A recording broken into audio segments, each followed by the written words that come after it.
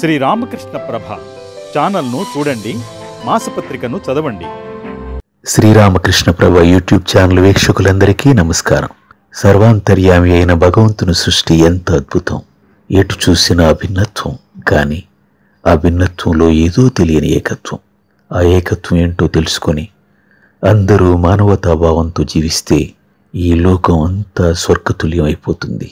అయితే వాస్తవంగా సమాజంలో ఎటు చూసినా ఎన్నెన్నో అసమానతలు, వివక్షలు, ఉన్నోళ్ళని, లేనోళ్ళని, పెద్దోళ్ళని, చిన్నోళ్ళని, ఇలా ఒకటేమిటి ఎన్నెన్నో భేదభావనలు వెరసి మొత్తంగా మానవత్వం అన్నది మసకబారిపోతూ ఉంది.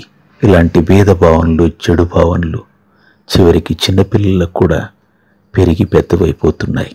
అయితే ఒక తల్లి తన బిడ్డని, పొరుగింటి పేదవాళ్ళని ఎలా ఆదుకోవాలో, వాళ్ళ అవసరాలకి ఎలా సాయపడాలో అనే విషయం గురించి, అందులో ఉన్న పరమార్థం గురించి, తన బిడ్డని ఎంత చక్కగా తీర్చిదిద్దిందో ఒక చిన్న కథ ద్వారా తెలుసుకుందాం. ఒక సంపన్నుల ఇంటి పక్కనే ఒక పేదవాళ్ల కుటుంబం నివసిస్తూ ఉండేది. రాము అనే అబ్బాయి ఆ సంపన్నుల ఇంటి బిడ్డ. రాము వాళ్ళ అమ్మకి ఆ పేదవాళ్ళంటే ఎంతో ఆప్యాయత, అభిమానం, ఆదరాభిమానాలతో ఉండేది.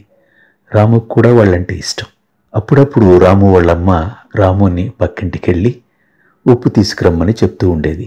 రాముకు ఒక విషయం అర్థమయ్యేదే కాదు. తన ఇంట్లో లేనిదంటూ లేదు.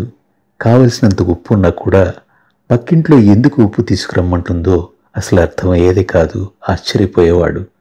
ఆ విషయమే అమ్మని అడిగేవాడు కూడా.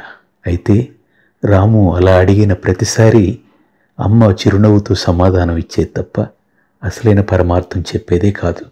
అలా ఏళ్ళు గడిచిపోయాయి.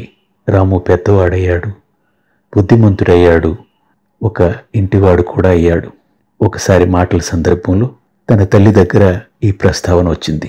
చిన్నప్పుడు ఎందుకు పక్కింటి నుంచి ఉప్పు తీసుకురమ్మనే దానివి అని అమ్మని రాము అడిగినప్పుడు అమ్మ ఇలా చెప్పింది: రాము, పక్కింటి వాళ్ళు ఎంత పేదవాళ్ళో నీకు తెలియందే ఉంది. రోజు కూడా పూట గడవని పరిస్థితి. నిత్యావసరాలైన చింతపండు వంటి వాటికి కూడా ఎంతో కటకటలాడిపోయేవారు. మనల్ని అడగాలంటే ఏదో తెలియని మొహమాటం, ఆత్మాభిమానం.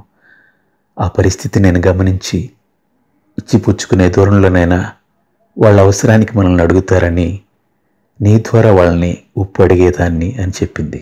ఈ విషయం తెలుసుకున్న రాము, ఉప్పు ఎందుకు అడగడం అమ్మ అన్నప్పుడు, ఉప్పు కంటే చవకైంది ఇంకేమన్నా ఉంటుందా బాబు, అందుకే వాళ్ళని ఇబ్బంది పెట్టకూడదని ఉప్పు అడిగేదాన్ని అని చెప్పింది.